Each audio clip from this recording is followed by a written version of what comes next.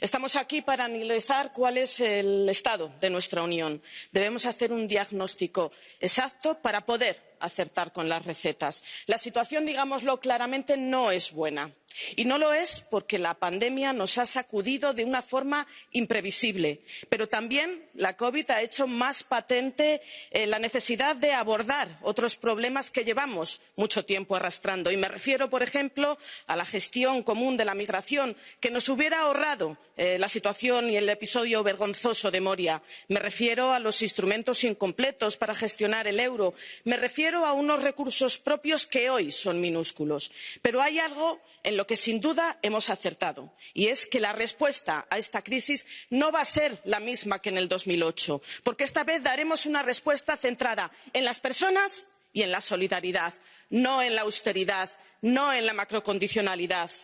Este es su primer discurso, señora von der Leyen, y yo le agradezco los esfuerzos que ha hecho por escuchar a este Parlamento. Hace un año ni usted ni yo hubiéramos imaginado lo que iba a suceder.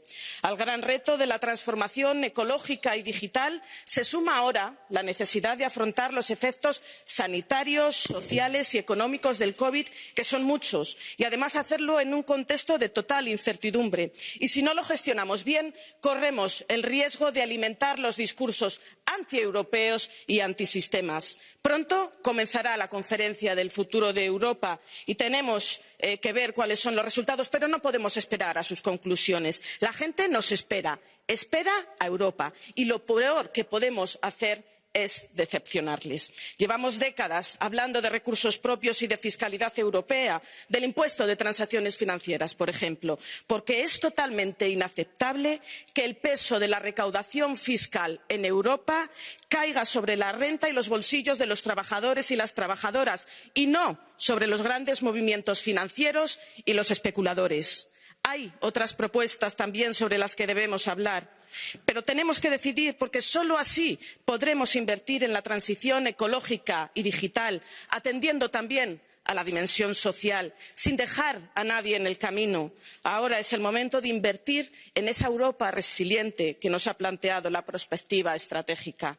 Nos alegra que haya asumido el objetivo vinculante de reducir al menos el 55% de los gases de efecto invernadero antes del 2030. Mi grupo lleva mucho tiempo luchando por eso. Pero no olvidemos que el cuidado de las personas también forma parte de la sostenibilidad. Y ahora más que nunca debemos insistir en una estrategia contra la pobreza, que incluya la garantía infantil y una directiva marco para el salario mínimo. La presidencia alemana ha asumido nuestra propuesta del sistema de ingreso mínimo, que esperamos salga adelante. Ahora debemos reformar la gobernanza económica.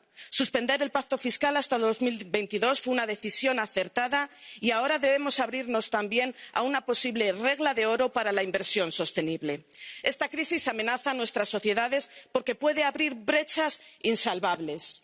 La cohesión social es una de nuestras señas de identidad, de la que nos enorgullecemos en Europa, y debemos protegerla, así como debemos de proteger a un sector de la cultura muy castigado, que es otro elemento de cohesión social también, y de identidad compartida y de integración. Usted ha hecho referencia, señora von der Leyen, al Bauhaus europeo, y yo le propongo hoy la creación de un bono o carné cultural europeo destinado a jóvenes y desempleados en coordinación con nuestros Estados miembros. Será un instrumento para reforzar el tejido cultural europeo y estimular una ciudadanía europea madura y crítica.